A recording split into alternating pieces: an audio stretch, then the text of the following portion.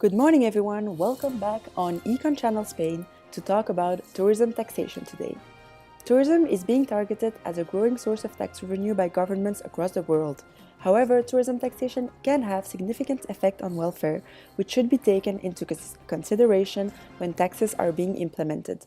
Today, we will illustrate the positive as well as the negative impact caused by tourism taxation. There are many advantages to taxing tourism. First of all, in economies where the tourism sector holds a significant weight of the GDP, taxing this sector is a convenient and easy way of collecting government revenues.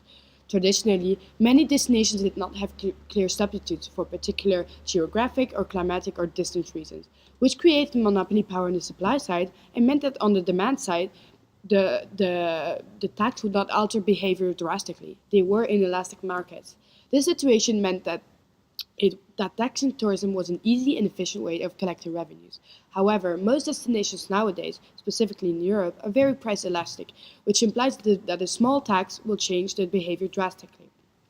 The nearest example is the Mediterranean, where countries like Italy, Greece, Croatia, or even Turkey are each other's substitutes and will have a big effect on each other's markets.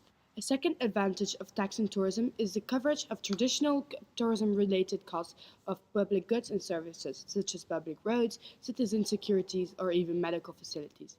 Yet, this tax has a wide scope of benefits and burdens on either the country's residents and on the country's tourists, and are thus specific to each country or region. Depending on the intensity of the tourist activity, the burden of the tax will fall on the country's residents for a high tourist activity, and the burden will fall on the country's tourists for a lower tourist activity. So this tax really depends on the country or the region and what is happening inside it. Finally, the last advantage of taxing tourism is the coverage of external costs. The largest drawbacks that tourism causes are in the actual environment, such as the local nature and the native communities and cultures. Repaying the external cost of tourism and making its consumption more sustainable can be achieved through the establishment of special tourism zones or national parks, or even by imposing a limited amount of tourism allowed, which is the case for Nepal, for example. Therefore, economic efficiency can be restored through taxation that internalizes the congestion and environmental costs in the final price of the tourism package. In addition, the tax can have a significant qualitative effect on tourism and thus affect the tourist's willingness to pay a higher price for the added value of the sector. Graphically, the private cost, which does not consider the external costs, creates an equilibrium at point A. When adding the external cost, the total social cost creates an equilibrium at point B. The welfare loss of the external cost is equal to the highlighted triangle. To bridge the gap between the market equilibrium in A and the socially efficient equilibrium in B, the government can apply a tax equal to the distance AB, which will decrease the welfare of tourists but will not affect the total welfare. There are disadvantages to taxing tourism. Indeed, tourism taxes are counterproductive.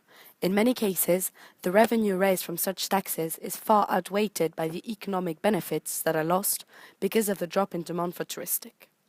In a competitive market like tourism, the introduction of taxes into a market reduces economic efficiency by causing deadweight loss. And there is a wedge between the price the buyer pays and the price the supplier gets by the amount of the tax. This causes fewer transactions to occur, which reduces economic welfare. The individuals or businesses involved are less well off than before the tax. A tourism tax distorts when demand is relatively elastic, since the price differential caused by the tax leads to an important change in behaviors.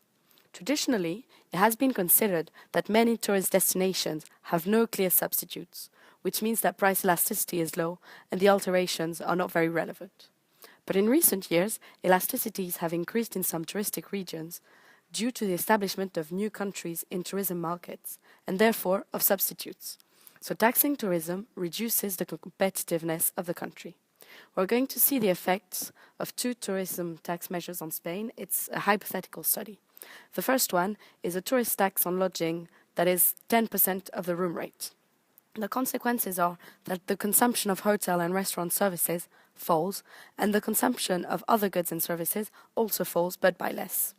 As a result, non-resident consumers reduce their total expenditure in Spain in response to the increase in the prices of their consumption basket. A specific tax introduces bad practices as well, such as informal markets to avoid the tax. The other measure is the rise of the VAT rates applied on the consumption of tourism-related sectors. We simulate an increase from the actual tax rate, that is 7% to 12%, and then to 16%. The consequences are that the consumption of hotel and restaurant services falls with the first VAT change and falls more than twice as much with the second change. Tourism has been drastically growing, mostly because of the expansion of the transport sector. Indeed, a better connected world leads to an improvement of the mobility of tourists. Unlike general conception, airlines are importantly taxed. Let's focus on some examples to understand the positive and negative effects of these taxes. First of all, the tax revenue generated by airlines and their customers has increased of $5 billion from 2016 to 2017. Consequently, these implemented taxes have a positive impact on governments that receive a greater positive contribution from aviation than any other means of transport in their countries. However, excessive taxation on international air transport has a negative impact on economic and social development.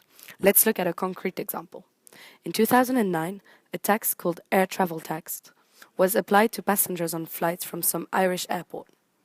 This indirect tax was a lump sum tax, fixed amount that does not vary with consumption or production, and was beneficial for the tax revenue of Ireland. It was abolished by the government in 2014. The abolishment has not only increased the consumer surplus, but also the GDP of European countries. Thus, the ending of the tax has been positive for both consumers and suppliers. We hope you've enjoyed today's episode, and remember that we are back next Monday at 7 p.m. with a brand new episode, Economics and Renewable Energies.